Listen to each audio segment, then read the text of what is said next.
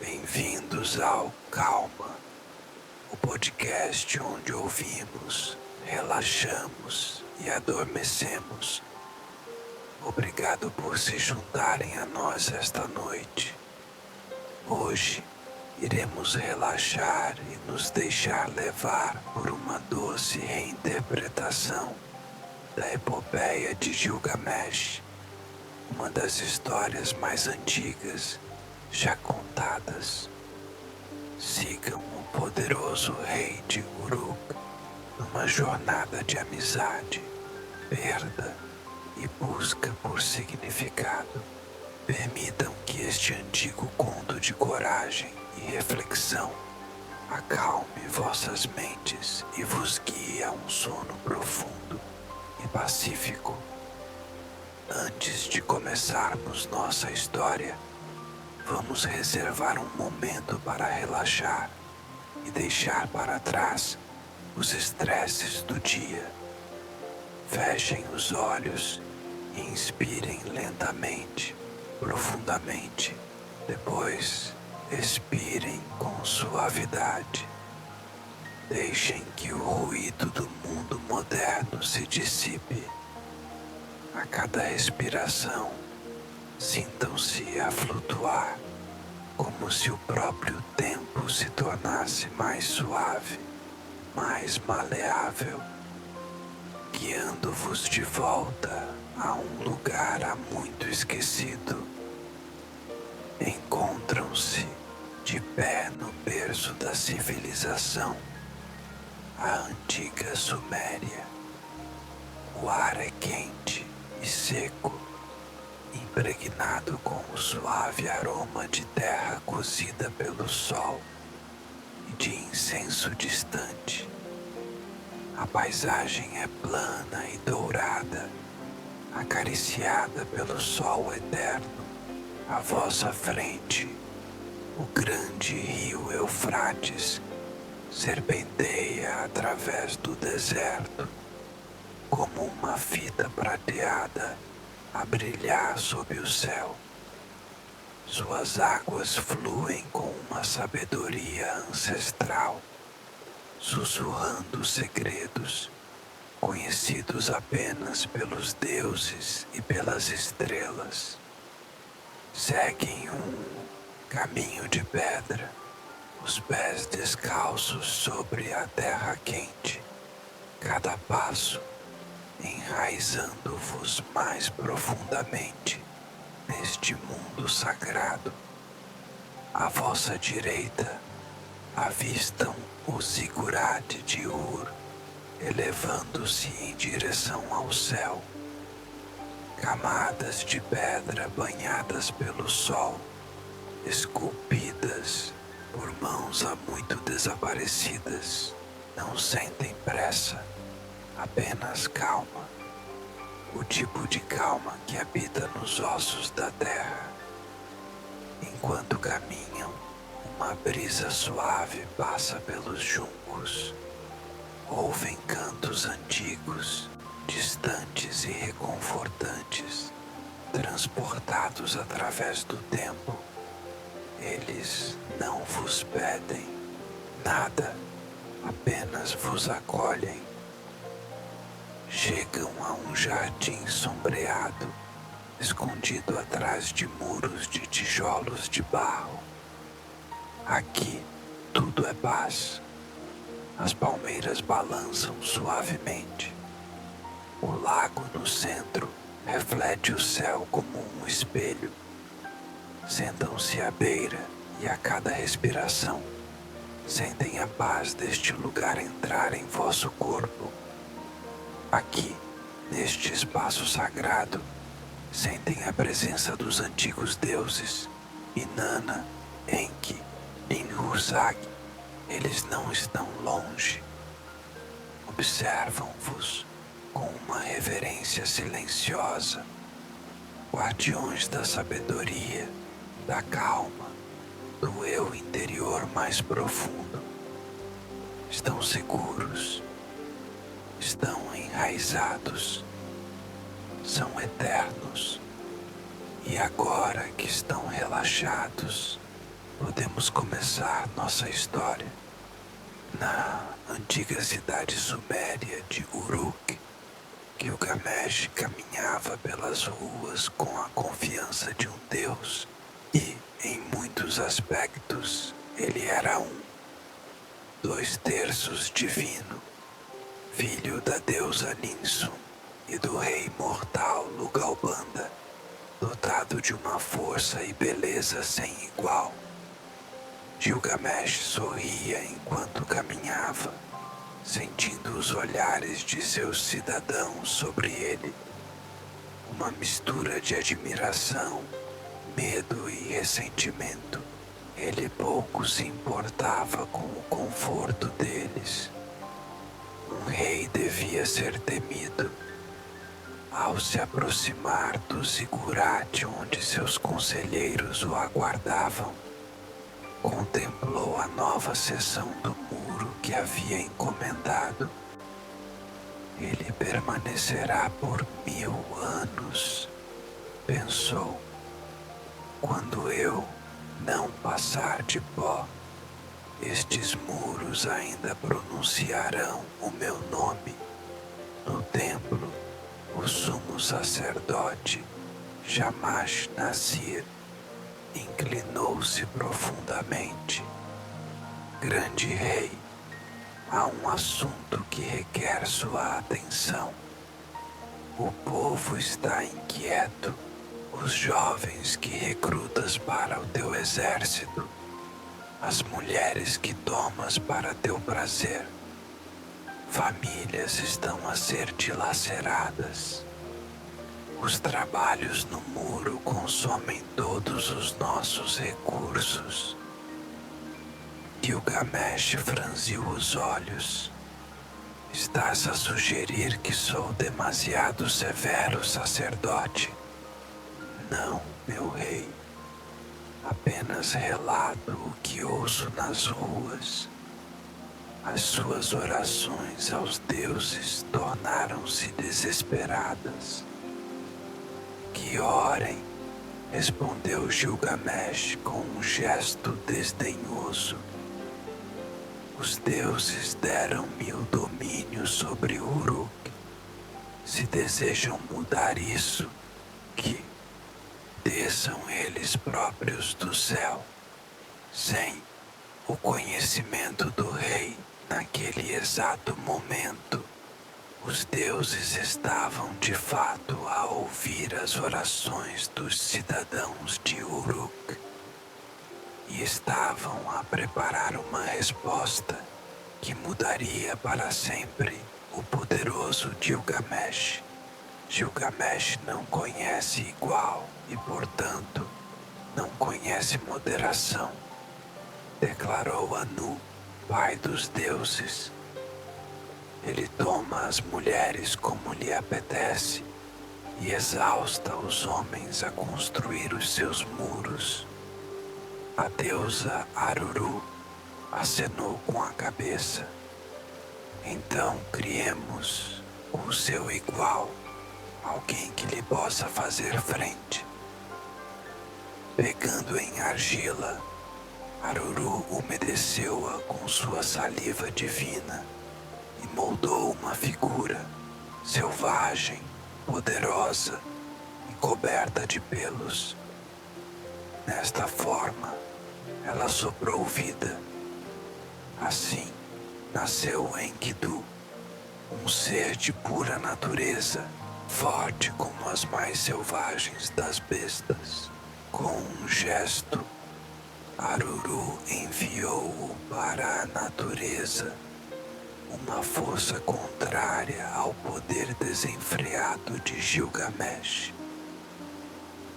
Longe dos muros de Uruk, Enkidu corria com as gazelas pelas estepes, bebia de 4 em poças de água e quebrava as armadilhas dos caçadores com suas mãos poderosas. As criaturas selvagens aceitavam-no como um dos seus, pois ele nada sabia de cidades, pão ou cerveja. as marcas da humanidade. Um dia, um caçador deparou-se com suas armadilhas. Tinham sido destruídas pela terceira vez.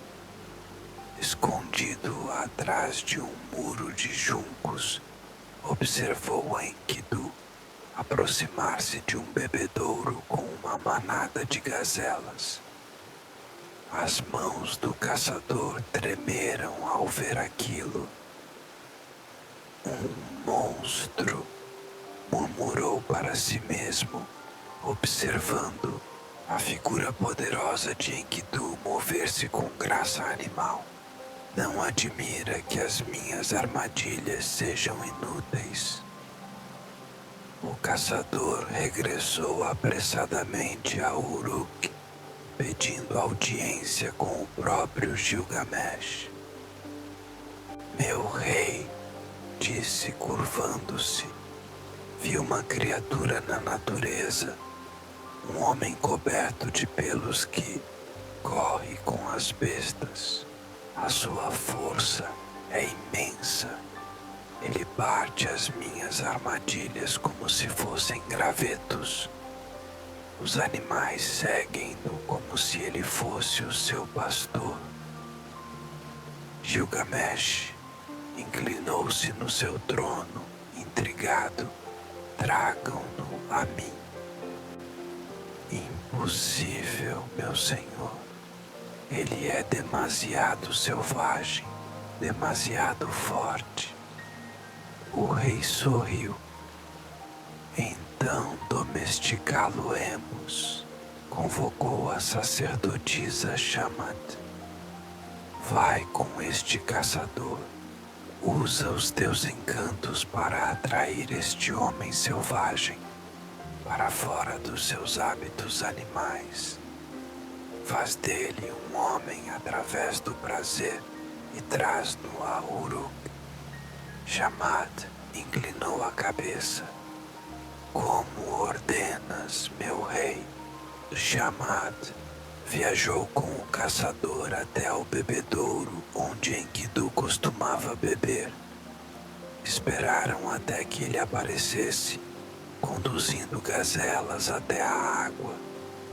Quando ele se inclinou para beber, Shamat revelou-se. Enkidu fitou esta criatura estranha, tão semelhante a ele em forma, mas completamente diferente. A sua pele era suave, os seus movimentos graciosos, de uma forma desconhecida para qualquer animal. Durante 6 dias e 7 noites, Shamat ensinou a Enkidu os prazeres humanos. Depois, Enkidu notou que as gazelas fugiam à sua aproximação. Por que fogem de mim? Perguntou. Já não és um deles, explicou Shamat. Despertaste para a sabedoria. Agora és um homem. Ela ofereceu-lhe pão e cerveja. Enkidu comeu 7 pães e bebeu 7 jarros, o seu corpo tornando-se mais forte, a sua mente mais clara. Shamat vestiu-o com roupas humanas e ensinou-lhe os costumes dos homens. Há uma grande cidade chamada Uruk, disse-lhe ela, governada por Gilgamesh, o mais forte dos homens. Ouvi pastores falar dele, respondeu Enkidu, a sua expressão escurecendo. Dizem que ele tira as noivas dos seus maridos na noite de núpcias, que força os homens a trabalhar até a exaustão construindo os seus muros. Enkidu cerrou os punhos. Irei a essa Uruk e desafiarei esse Gilgamesh. Mostrar-lhe-ei que não se pode tratar as pessoas como bestas. Shamhat colocou uma mão suave no seu braço. Tem cuidado, ele é em parte divino e imensamente forte. Eu também, respondeu Enkidu, os seus olhos refletindo um novo propósito. Eu também. Os rumores de um homem estranho e poderoso chegaram a Gilgamesh antes de Enkidu chegar a Uruk.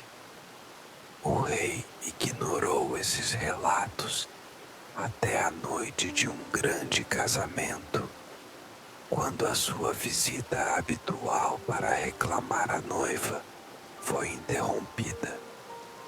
Quando Gilgamesh se aproximou nos seus melhores trajes, Enkidu bloqueou-lhe o caminho, descalço na rua, o seu poderoso corpo tenso de raiva, os olhos a brilhar como os de um animal selvagem à luz das tochas.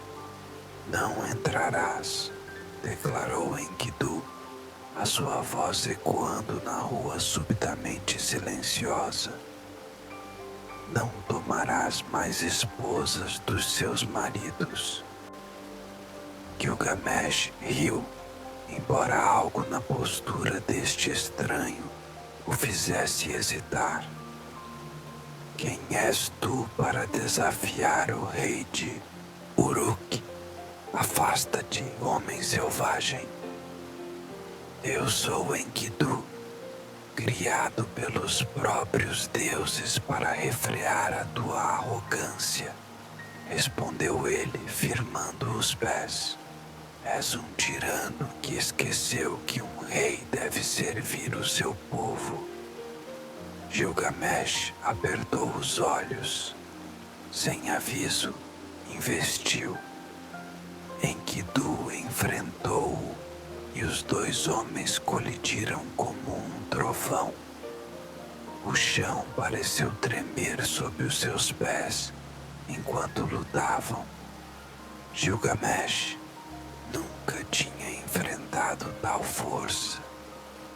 O seu sangue divino dava-lhe poder, mas Enkidu igualava-o movimento por movimento.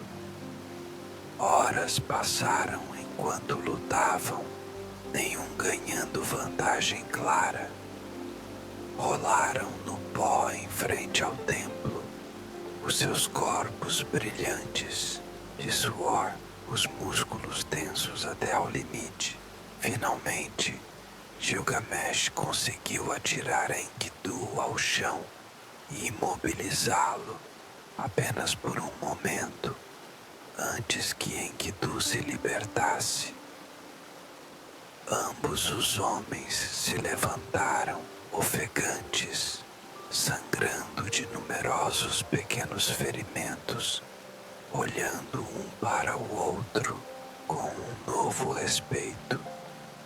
Gilgamesh começou a rir, não o seu riso habitual e arrogante, mas um riso de genuína surpresa e alegria. Pelos deuses, és forte. Nunca encontrei o meu igual. A raiva de Enkidu começou a dissipar-se ao reconhecer algo no olhar de Gilgamesh. Solidão.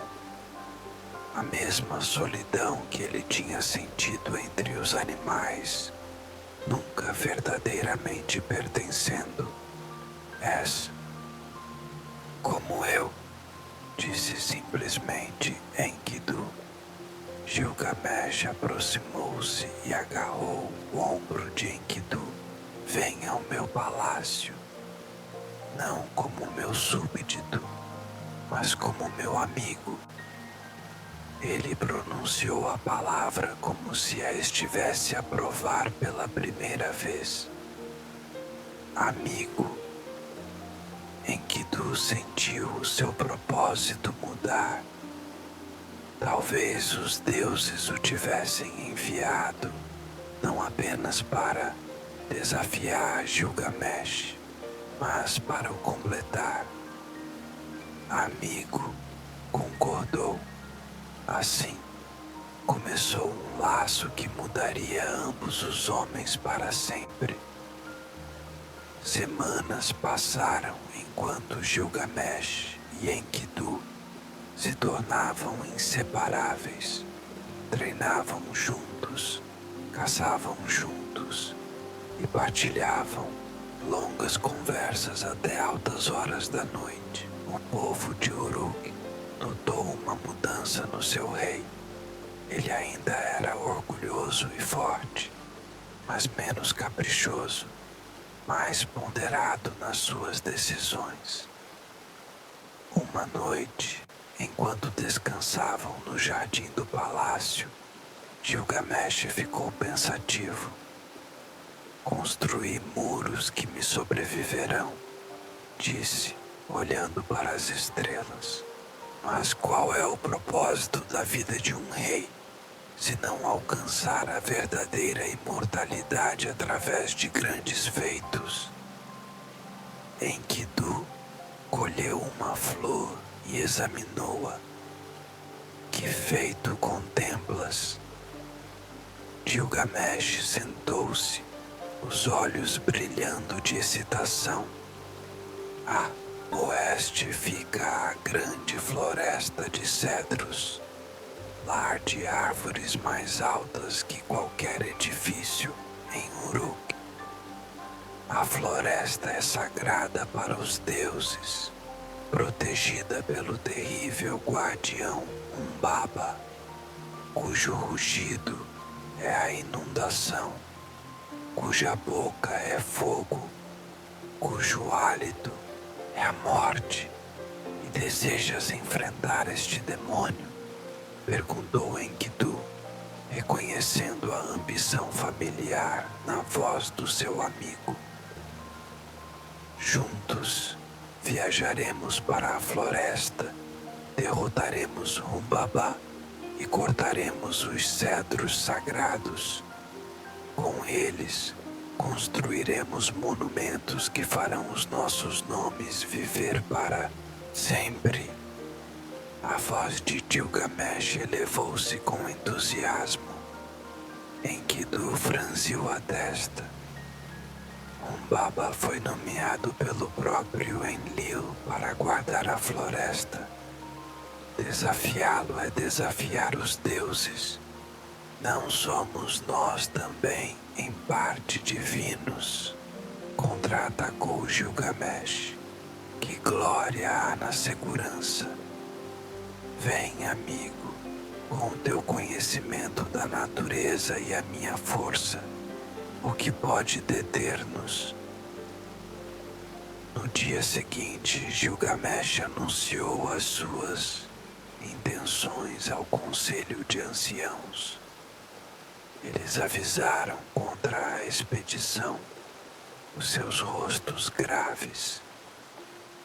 Humbaba não é um inimigo comum, disse o mais velho deles.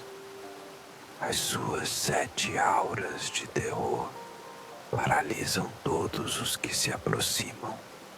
Os deuses não verão com bons olhos esta violação.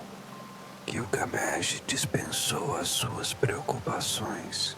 Começaram os preparativos. Forjaram-se armas. Reuniram-se provisões.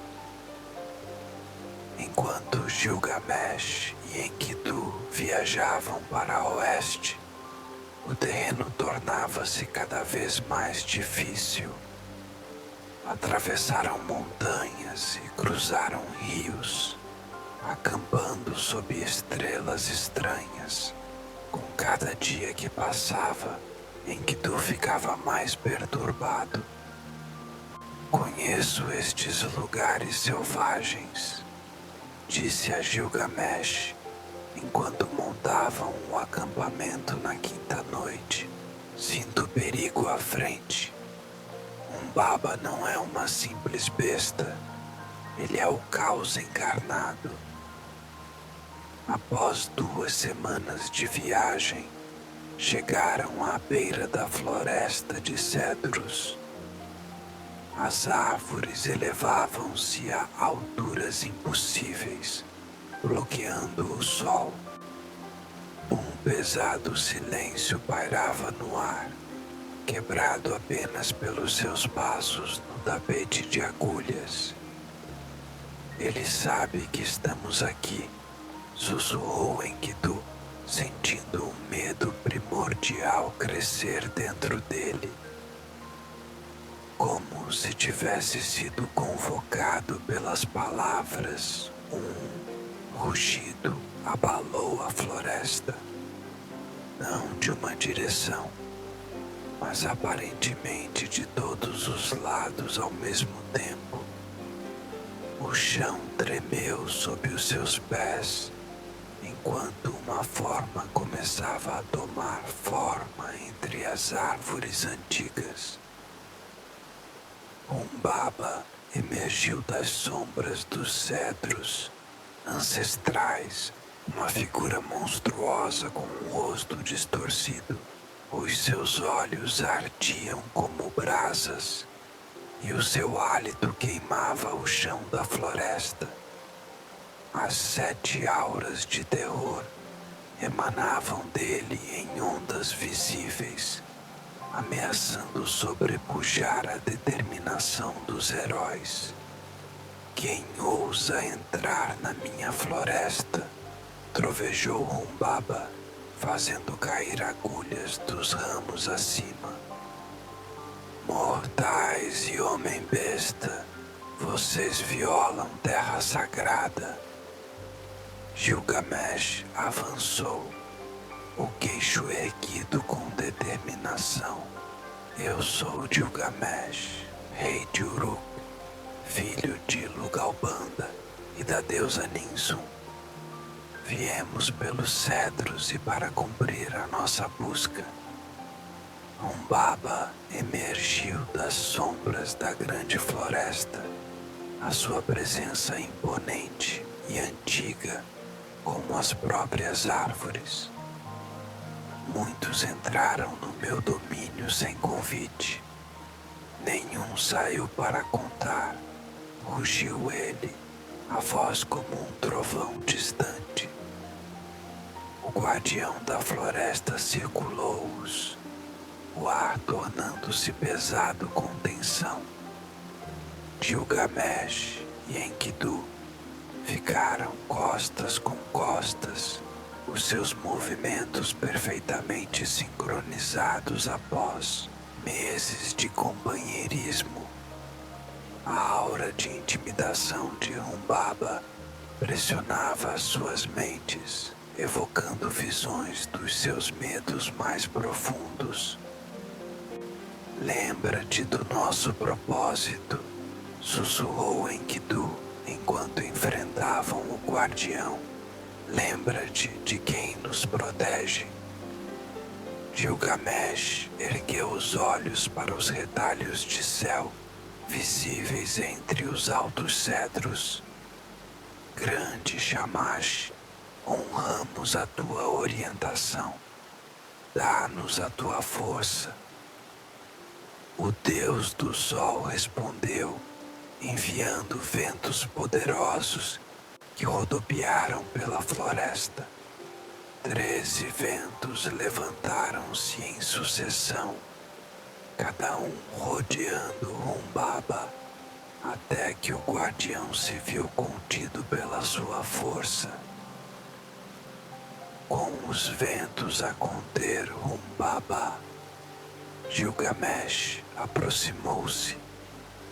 O guardião da floresta, agora restringido, mudou de comportamento. Poupa-me, poderoso Gilgamesh, suplicou. Servir-te-ei. Estes cedros serão teus. Serei teu servo para sempre. Gilgamesh hesitou, a espada erguida. Ele oferece rendição, disse Enkidu, surpreso com a mudança de eventos. Talvez devêssemos aceitar. Mas algo endureceu na expressão de Gilgamesh. Não, que glória há em aceitar rendição. As gerações futuras não cantarão sobre a nossa misericórdia, mas sobre a nossa vitória. A espada de Gilgamesh brilhou e a cabeça de Humbaba rolou pelo chão da floresta. Um grande tremor percorreu os bosques, como se a própria terra estivesse de luto. Agora, disse Gilgamesh, a voz estranhamente vazia apesar do seu triunfo. Tomamos o nosso prêmio. Passaram dias a derrubar os cedros mais altos, construindo uma jangada para transportar a preciosa madeira pelo rio Eufrates até Uruk. No seu regresso, o povo celebrou os seus heróis com festins e canções. Gilgamesh encomendou grandes portas feitas da madeira de cedro para o templo, esculpidas com a história da sua vitória. A fama de Gilgamesh espalhou-se longe após a derrota de Humbaba. Até os deuses tomaram nota. Entre eles estava Ishtar, deusa do amor e da guerra, cujo olhar caiu sobre o rei com desejo.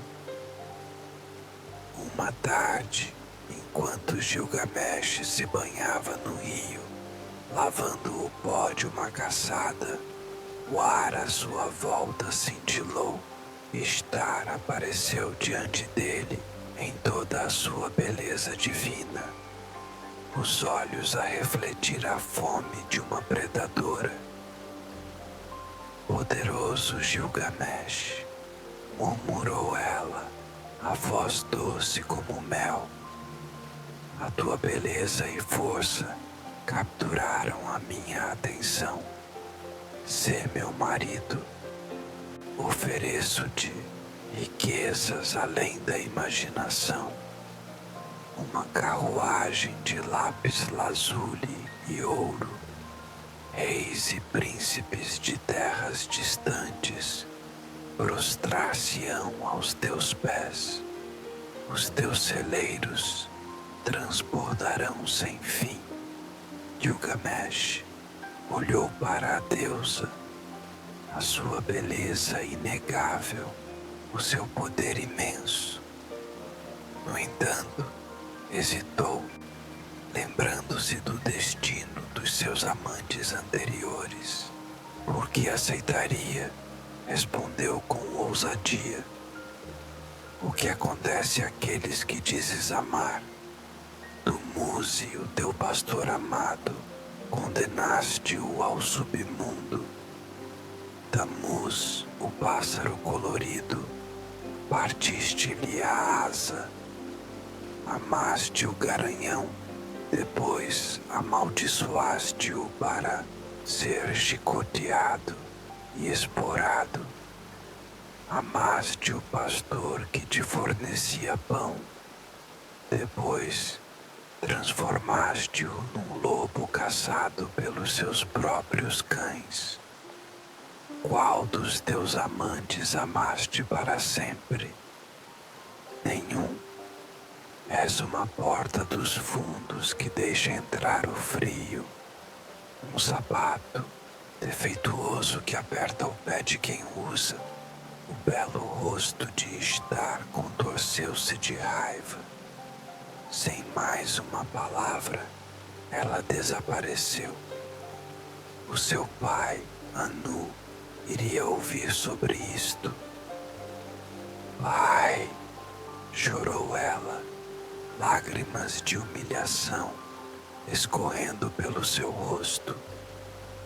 Gilgamesh insultou-me, enumerando os meus pecados e cobrindo-me de vergonha. Anu olhou para para a filha com cautela.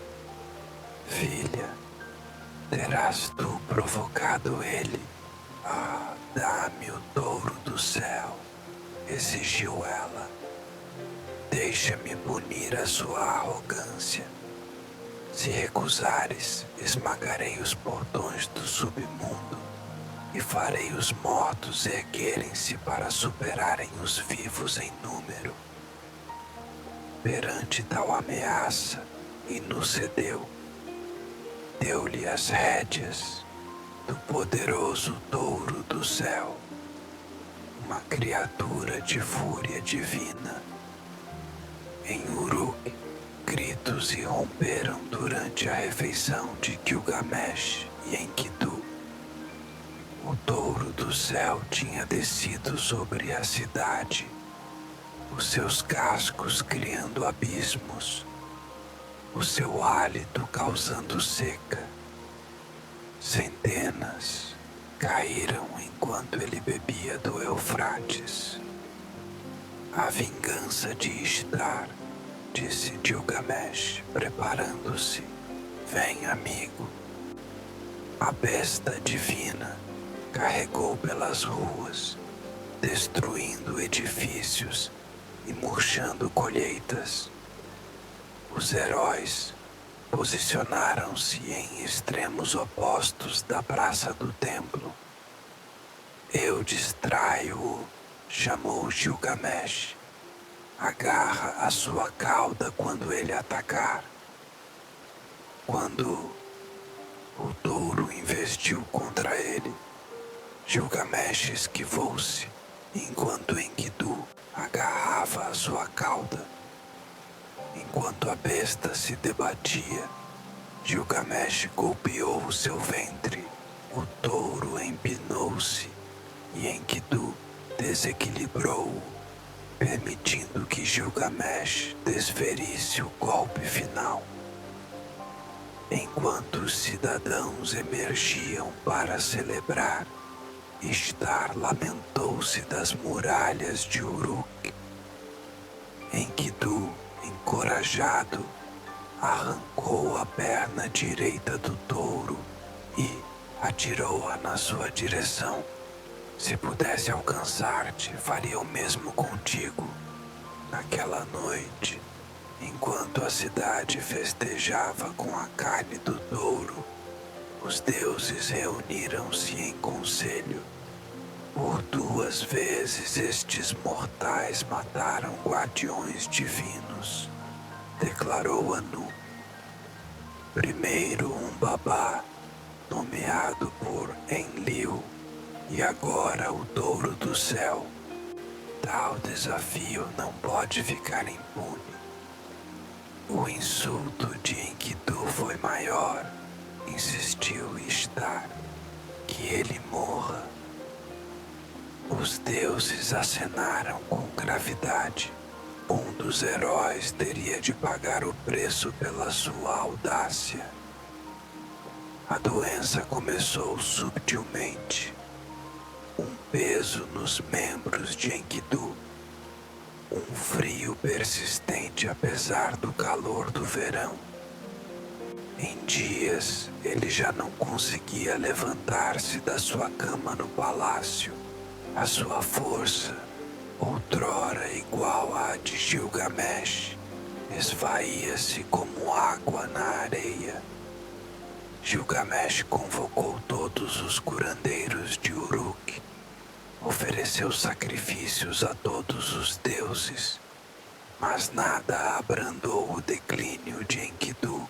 O rei raramente deixava ao lado do amigo, alimentando-o com as próprias mãos quando Enkidu estava demasiado fraco para levantar uma taça.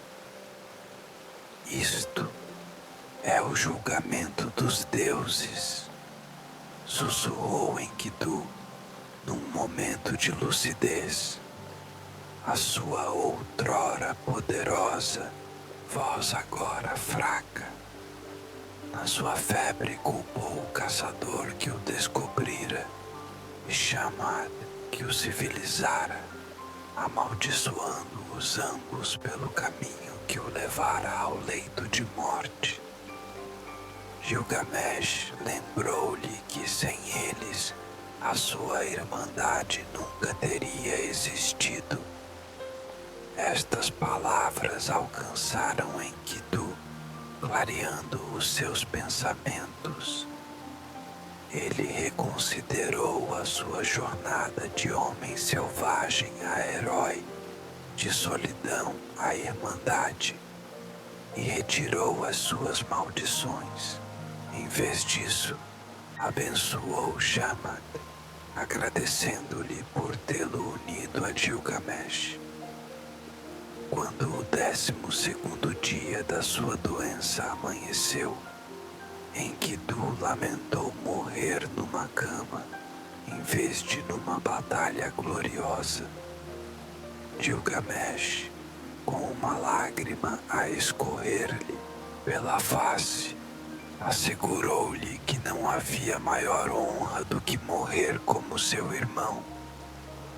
Com um sorriso fraco, Enkidu pediu para ouvir as suas aventuras uma última vez, enquanto Gilgamesh contava o seu encontro, as suas batalhas e os seus triunfos contra Umbaba e o Touro do Céu. A respiração de Enkidu abrandou até cessar por completo. Após o enterro de Enkidu, Gilgamesh vagueou pelas ruas de Uruk como um fantasma. As suas vestes reais pendiam em farrapos. A sua barba crescia selvagem e descuidada. Os cidadãos que outrora temiam o seu rei, agora murmuravam com pena a sua passagem. À noite, sozinho nos seus aposentos, Gilgamesh confrontou a verdade que despertara dentro dele.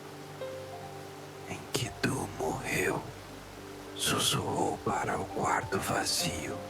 Não morrerei eu também? Entrou o medo no meu coração. Não sou eu carne como ele. O pensamento da sua própria mortalidade tornou-se um peso no seu peito, dificultando-lhe a respiração. Imaginou o seu próprio corpo a ficar imóvel, a ser colocado no chão. O terror disso levou-o quase à loucura. Uma manhã, Gilgamesh não conseguiu mais suportar o medo e convocou os seus conselheiros. Ouvi falar de alguém que venceu a morte, anunciou.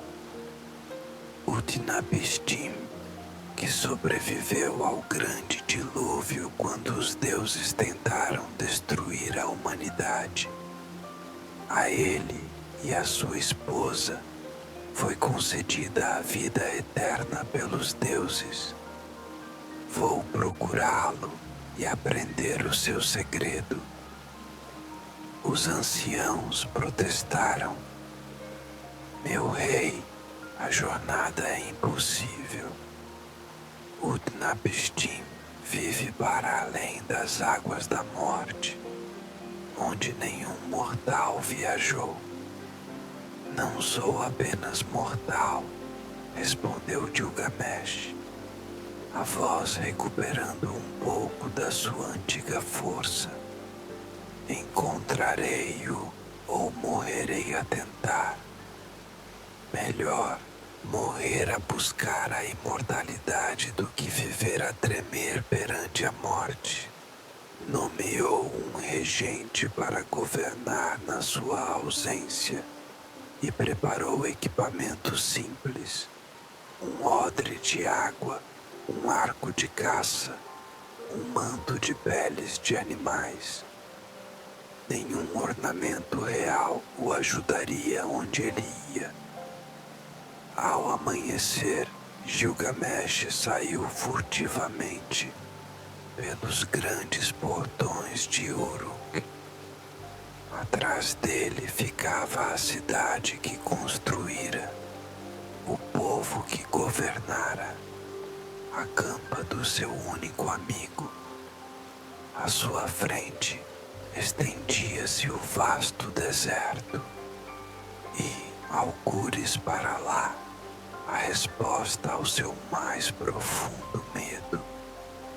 Espera por mim, Enkidu, sussurrou para o sol nascente. Derrotarei a própria morte e voltarei por ti. Gilgamesh viajou durante semanas através de desertos abrasadores e florestas densas até chegar aos contrafortes do Monte Machu, cujos picos gêmeos supostamente sustentavam os céus.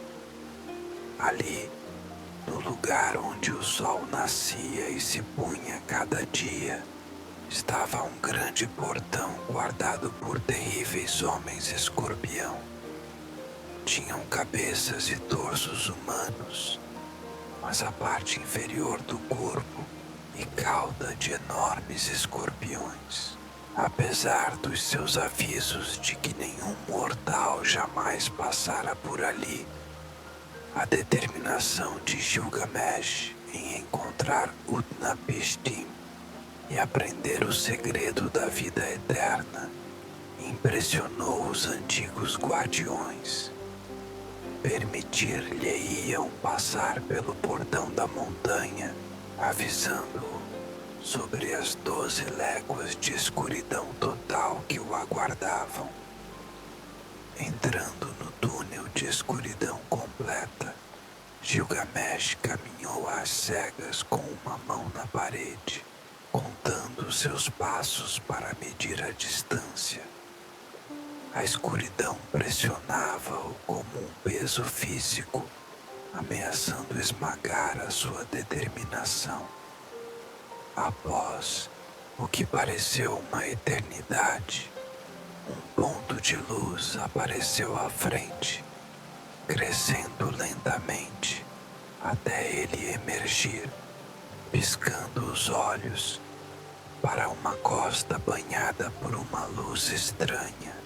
Diante dele estendia-se um mar vasto, as suas águas a brilhar com cores sobrenaturais. Perto da costa estava uma taverna construída de pedras e madeira à deriva. Uma mulher trabalhava no jardim ao lado, os seus movimentos graciosos e medidos. Quem vem à beira do mundo, chamou ela endireitando-se. Eu sou Gilgamesh de Uruk, respondeu ele, a voz rouca de desuso. A mulher estudou-o, notando a sua aparência esfarrapada e olhos selvagens. Eu sou Siduri, guardiã da taverna. O que te traz a esta costa? Distante, Gilgamesh contou-lhe sobre Enkidu, sobre o seu medo da morte, sobre a sua busca por Utnapishtim. Siduri abanou a cabeça com tristeza. A vida que procuras não existe, Gilgamesh. Melhor aproveitar a doçura da vida que tens, o toque da mão de uma criança, o abraço de uma esposa, o prazer da comida e do vinho. Mas Gilgamesh não se deixou dissuadir. Vendo a sua determinação, Siduri relutantemente apontou ao longo da costa. Ali está Urshanabi, o barqueiro de Utnapishtim. Só ele te pode ajudar a atravessar as águas da morte. Apesar de inicialmente hesitante, o barqueiro acabou por concordar em levar Gilgamesh. Juntos embarcaram na sua viagem, navegando pelas águas traiçoeiras durante 3 dias. Quando seu barco finalmente raspou contra a costa distante, Gilgamesh encontrou-se frente a frente com um velho de aparência comum, com olhos que refletiam a sabedoria dos séculos. És tu? Perguntou Gilgamesh, saltando do barco. Utnapishtim, a quem foi concedida a vida eterna. O velho acenou com a cabeça. Gilgamesh caiu de joelhos. Ensina-me o teu segredo. Como se escapa a morte? O meu amigo Enkidu partiu e não suporto o pensamento de o seguir para a casa do pó. Os olhos de Utnapishtim ficaram distantes. A minha imortalidade não foi conquistada, Gilgamesh. Foi concedida porque sobrevivi quando os deuses procuraram destruir toda a humanidade com um grande dilúvio. Contou como Ea, Deus da sabedoria, o avisara para construir um barco enorme e enchê-lo com animais de todas as espécies. Durante 6 dias e 7 noites, a tempestade e o dilúvio assolaram a terra. Quando as águas recuaram, o seu barco encalhou no monte Nimush. Mandei sair pássaros para encontrar terra seca, continuou Utnapishtim. Quando voltaram com um ramo de oliveira, soube que o mundo era habitável novamente. Fiz sacrifícios aos deuses que estavam famintos depois de destruírem os seus adoradores e concederam-te a vida eterna como recompensa? Perguntou Gilgamesh ansiosamente. Enlil ficou furioso por algum humano ter sobrevivido, mas Ea persuadiu-o a tornar-me a mim e a minha esposa imortais, em vez de nos destruir. Fomos colocados aqui, longe da humanidade. Utnapishtim suspirou. Não foi algo que eu procurei, Gilgamesh. Simplesmente aconteceu. Gilgamesh encarou Utnapishtim, a frustração a crescer dentro dele. Não me ofereces nenhum caminho para o que alcançaste. Porque não há nenhum, respondeu o imortal. Mas darei-te um teste. Vence o sono, que é a pequena morte, antes de procurares vencer a própria morte. Fica acordado 6 dias e 7 noites, e talvez os deuses considerem o teu pedido. Gilgamesh concordou confiantemente, acomodando-se na costa. Mas o cansaço da sua longa jornada depressa o sobrepujou. Mal Utnapishtim se afastou. A cabeça de Gilgamesh caiu. Os seus olhos fecharam-se e ele caiu num sono profundo. Cada dia, a mulher de Utnapishtim colocava um pão ao seu lado, marcando a passagem do tempo. Quando Gilgamesh finalmente acordou, 7 pães bolorentos rodeavam-no. Vê como dormiste, disse Utnapishtim. Como podes esperar escapar à morte quando nem sequer consegues resistir ao sono? Gilgamesh chorou amargamente o seu fracasso. O peso da sua busca esmagou-o. Todas as suas lutas, todas as suas viagens tinham levado apenas a este momento de profunda derrota. Ele atravessara montanhas, lutara contra monstros, cruzara as águas da morte, apenas para aprender o que os mortais sempre souberam. A morte vem para todos. Vai para casa, rei de Uruk, disse Utnapishtim, não sem bondade. O teu caminho para a imortalidade reside não em desafiar a morte, mas no que deixas para trás.